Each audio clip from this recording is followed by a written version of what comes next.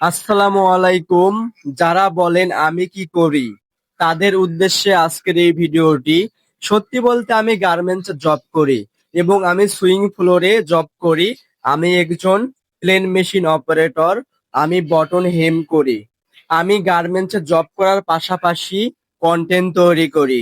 সপ্তাহে একদিন শুক্রবার যদি বন্ধ পাই সেই দিন আমি কন্টেন্ট তৈরি করি।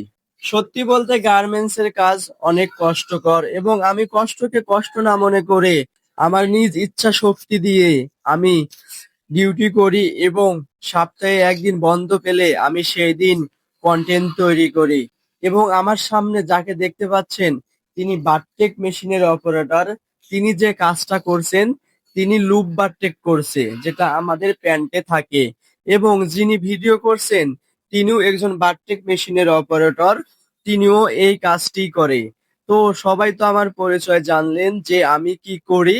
তো আজকের ভিডিও এই পর্যন্তই। সবাই ভালো থাকবেন, সুস্থ থাকবেন। আল্লাহ হাফেজ।